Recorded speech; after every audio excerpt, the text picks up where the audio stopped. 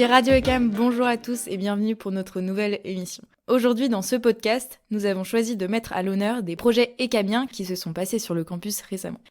C'est pourquoi, dans l'interview du jour, nous retrouvons le club ECAM humanitaire qui revient tout juste de Pologne. Ils y sont allés au début du mois de mai pour aider les Ukrainiens. Ensuite, dans le Best of ECAM, nous retrouvons Noé, le grand gagnant du Demo Day, qui a été organisé par le club entrepreneur de l'ECAM, Genius ECAM. Mais avant cela, comme pour chaque émission, nous retrouvons Carole pour les news. Et pour bien commencer les news de la semaine, nous accueillons aujourd'hui Delphine Delanoë, étudiante en deuxième année en ECAM Engineering et adhérente du club rugby. Elle vient nous parler des Ovalis, événement sportif auquel elle a assisté le week-end dernier, avec plusieurs autres ECAMiens. Si vous avez manqué les résultats, ça tombe bien, elle est là pour nous les partager. Bonjour Delphine. Hello Carole, merci de m'accueillir sur Radio ECAM. Est-ce que tu peux nous parler un peu de l'événement, comment ça s'est passé, l'ambiance sur place ? Alors l'ambiance sur place était énorme, il y avait beaucoup d'équipes, plus de 50 équipes avec 6000 participants, c'était une ambiance de folie, les soirées étaient démentes et plein d'écoles avec des super équipes. Et en parlant de ces équipes, as-tu le classement des équipes masculines, équipes féminines de l'ECAM ? Alors oui, les équipes féminines est arrivée 4e de poule, après elles ont été repêchées pour les consolantes mais n'ont pas pu atteindre la finale des consolantes. Et niveau garçons ? Les garçons se sont donnés à fond, ils ont réussi à décrocher la 3e place du tournoi, ils ont fait des très très beaux matchs. Eh ben merci et bravo à eux. Alors quoi de neuf pour le club rugby l'année prochaine ? Est-ce que vous cherchez des participants ? Alors oui, on aimerait être toujours plus nombreuses et nombreux aux entraînements, d'autant plus que l'année prochaine on voudrait recommencer les Ovalis, et puis si on est plus, c'est toujours plus fun. Super, merci Delphine. Et nous retrouvons maintenant Romane Voineau, étudiante en ECAM Engineering en deuxième année aussi et vice-présidente du club musique. Bonjour Carole, merci de m'accueillir sur Radio ECAM. De rien. Qu'as-tu à nous faire partager à propos de ton club ? Le club musique était jusque-là un club qui était un peu en train de mourir à cause du Covid, parce qu'on n'avait plus le droit de se réunir.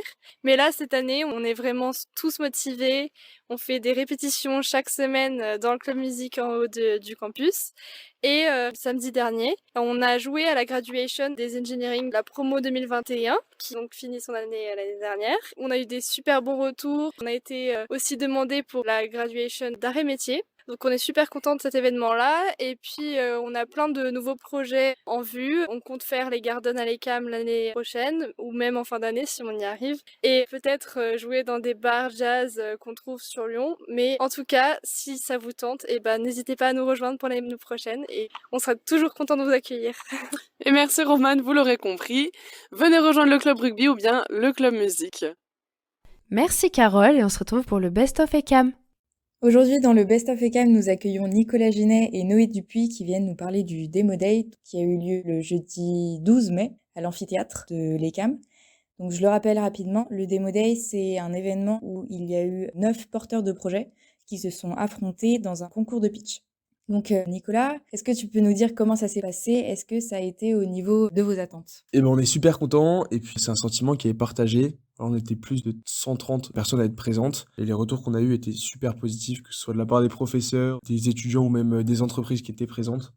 C'était un événement qui devait clôturer l'année du club entrepreneur et donc ça la clôture en beauté et puis ça fait plaisir de voir autant d'étudiants qui se rassemblent autour de l'entrepreneuriat à la fin d'année comme ça, donc ça promet pour l'année prochaine. Donc nous, on y était, on a entendu, il y avait une ambiance qui était assez folle dans le bâtiment I, on vous entendait même en dehors de la salle, donc c'était vraiment sympa d'y participer. Est-ce que vous allez choisir de réitérer l'événement ? Est-ce que ça va devenir une tradition du club entrepreneur ? Comment est-ce que vous voyez la suite pour l'année prochaine ? Alors nous, ce qu'on a voulu créer cette année, dans cette année de structuration du club entrepreneur, c'est avant tout des dates clés avec du coup des événements hebdomadaires, la conférence du 9 mars et puis le Demo Day du 12 mai. C'est des événements qu'on aimerait réitérer. Et puis l'année prochaine sera une année où beaucoup seront en Erasmus. Donc nous, va falloir qu'on se renouvelle aussi, et en termes d'événements et en termes de vision, de projet. Donc on a aussi besoin de vous pour prendre la relève et être présent dans l'organisation et dans tous les événements qu'on va organiser. Le club a été créé il y a 8 mois et pendant 8 mois, on a été un club assez actif à l'ECAM. Ça, c'est le travail d'une équipe motivée. Donc j'aimerais remercier les différents membres de ce club. Alexandre Sabilico, Mathias Cornillac, Romain Scrive, Gilles Valin, Noé Dupuis, Maël Guigné, Rémi Bussière et Théophile Talaska, particulièrement pour toute l'organisation de ces événements et pour l'énergie qu'ils ont mis dedans.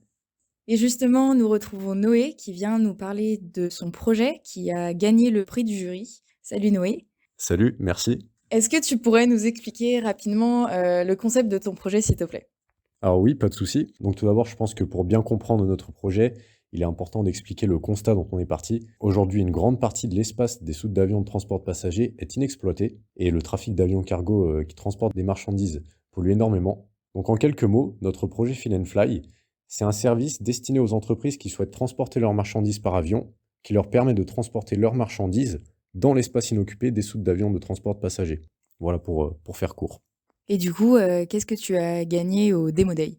Et bien du coup, j'ai eu la chance de gagner le cash prize de 350 €, qui était le prix du vainqueur du Demo Day. Donc voilà, je suis super content d'avoir participé, d'avoir pu pitcher devant tout ce monde.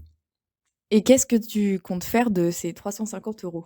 Alors, le but est d'utiliser cet argent pour le développement du projet. Ce qu'il faut savoir, c'est qu'on est 4 à l'origine. Donc, Nicolas Ginet, Gilles Valin, Maël Guigné et moi. Donc, on va sûrement utiliser ces 350 € pour payer des déplacements qu'on va devoir effectuer pour rencontrer nos futurs partenaires. Sinon, la deuxième solution qu'on avait, c'était de déposer le nom Fill and Fly, qui est une démarche qui correspond à peu près à ce budget en France pour ce genre d'entreprise. Et alors, pour clôturer ce Best of ECAM, est-ce que tu peux nous dire un peu ce que tu retiendrais de cette expérience à l'ECAM? Ce que je retiendrai de cette expérience, je pense que s'exprimer devant autant de monde, c'est très formateur. Ça permet de confronter son projet à un grand public et un jury et d'avoir des retours très intéressants sur son projet, d'avoir des points de vue nouveaux.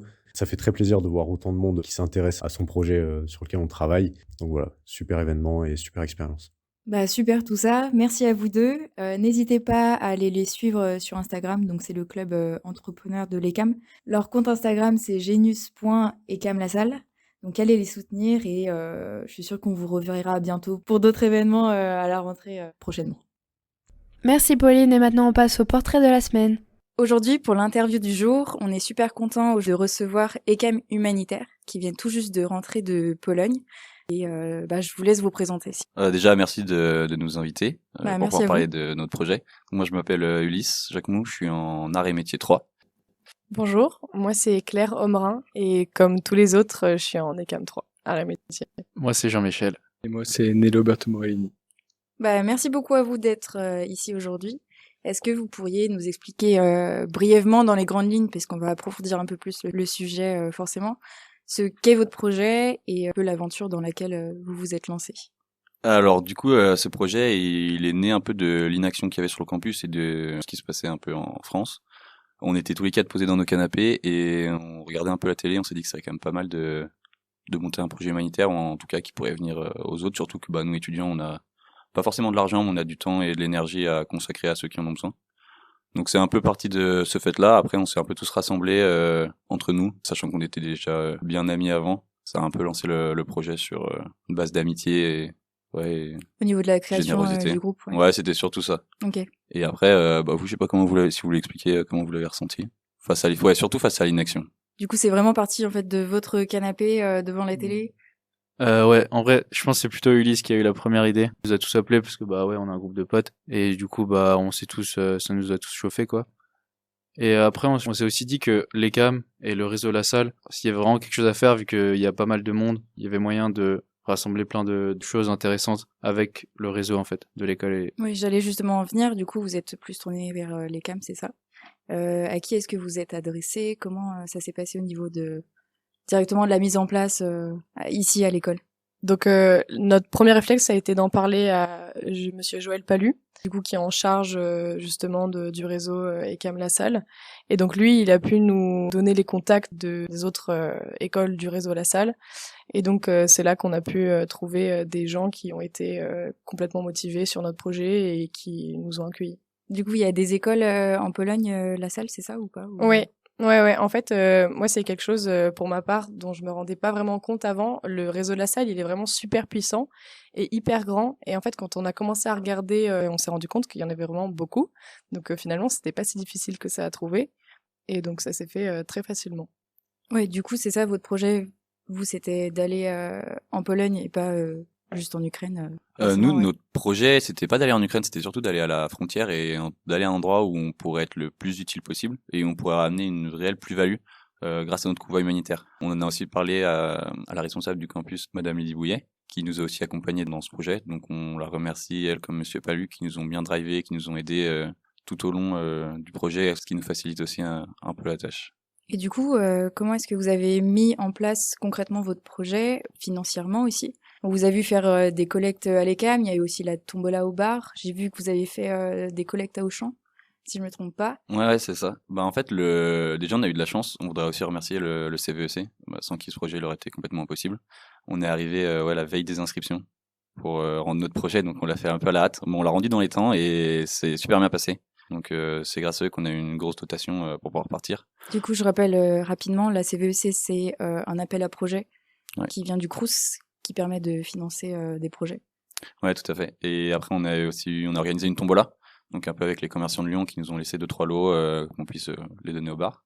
C'est important aussi de remercier le Rotaract qui nous a permis de faire la collecte au champ et c'est le principal des ressources qu'on a pu apporter là-bas, c'était grâce à cette collecte-là. Donc on leur doit beaucoup aussi et on les remercie aussi, nous aura permis de faire ça. C'est grâce à eux, on a fait un peu la moyenne de ce qu'on avait moyenne de prix en gros, de ce qu'on avait pu récolter. On a récolté pour 7 800 €. C'est grâce au Rotaract et aussi à toutes les personnes de l'ECAM qui sont venues nous aider.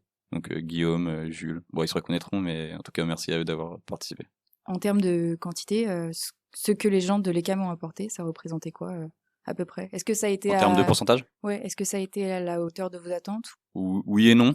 Bah parce qu'après on peut pas comparer parce que sur 2 jours sur un week-end sur un hypermarché pour récolter 7 800 €, c'est énorme. Mais après en tout cas les gens de l'ECAM ont quand même participé.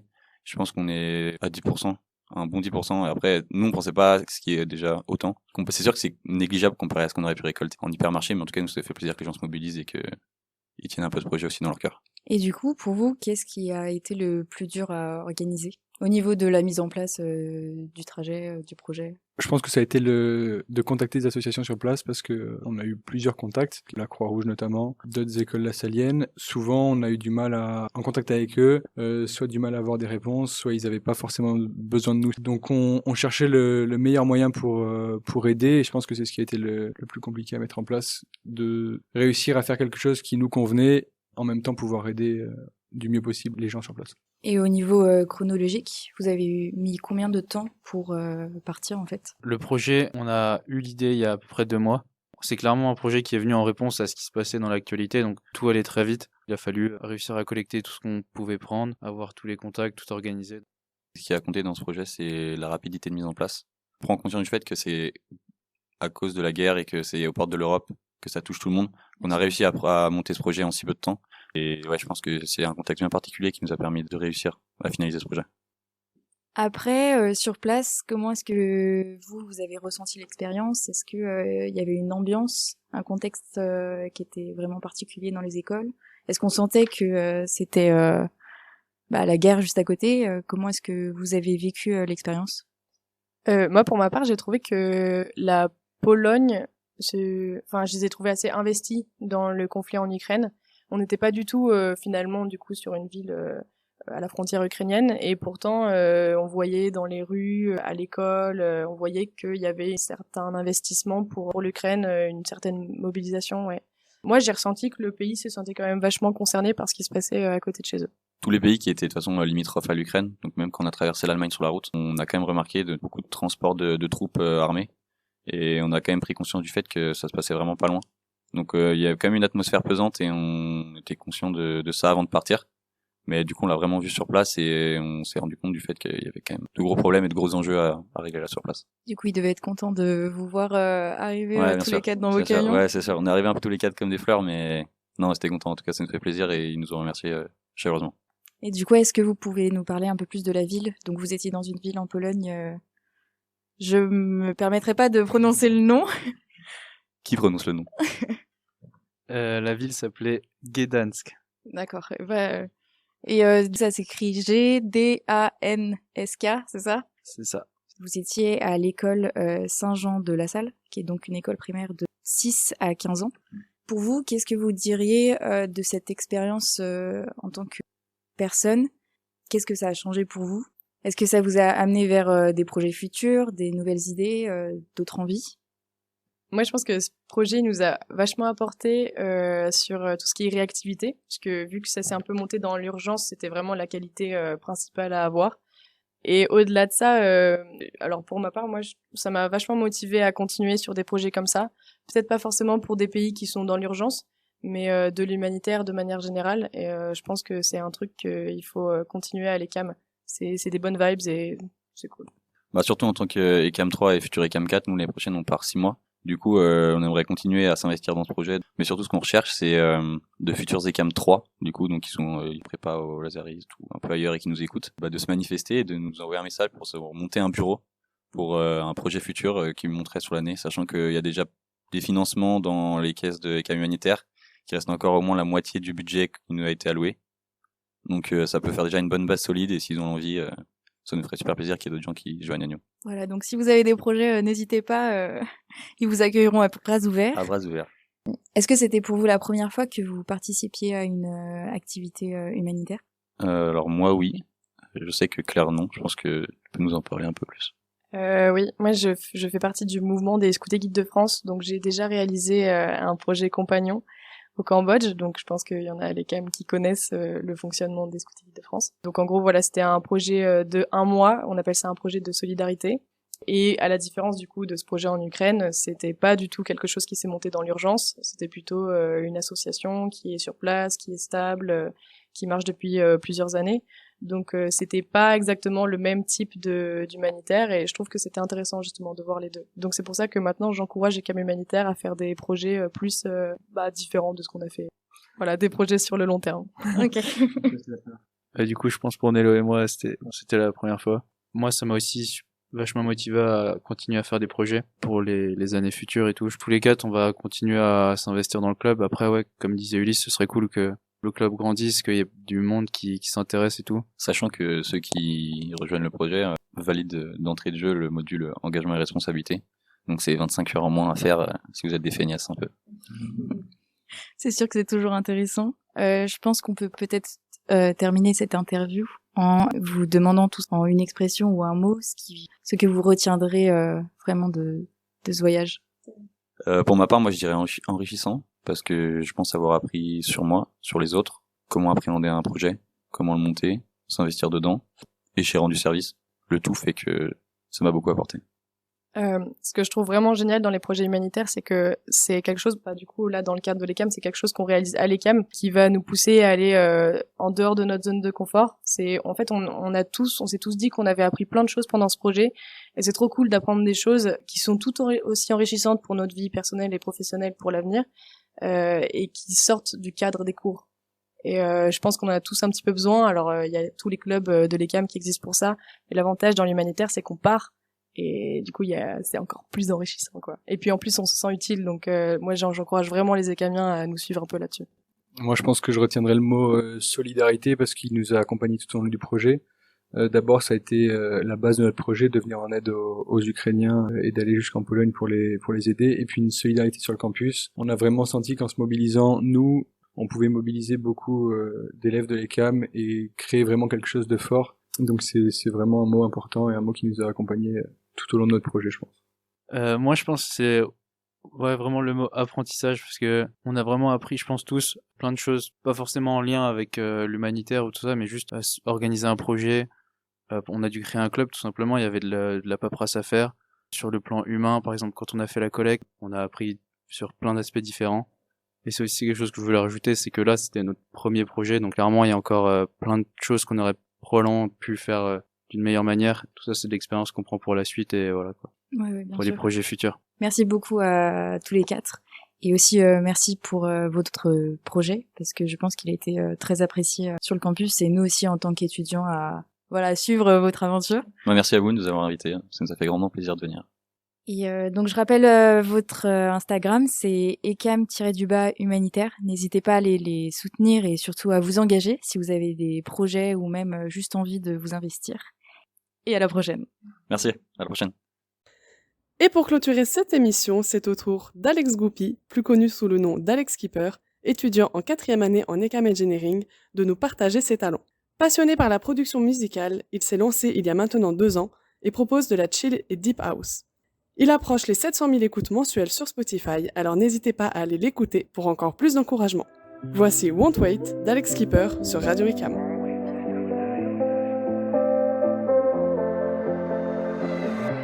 Won't wait for the summer nights, won't wait for the sunrise to tell you how I feel.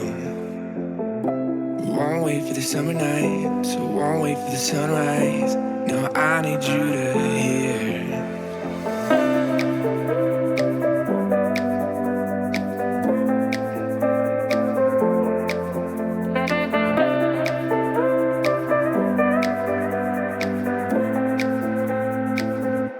I'm here for you.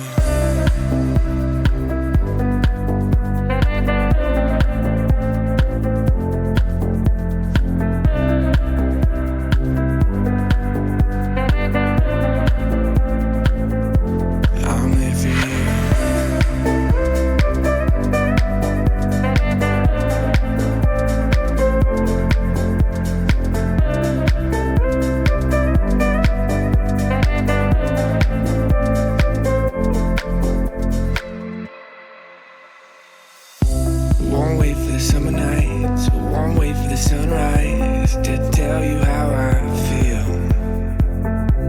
Won't wait for the summer nights, won't wait for the sunrise. No, I need you to hear.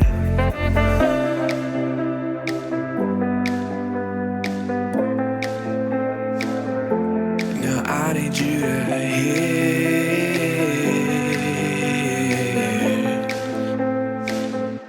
I'm here for you.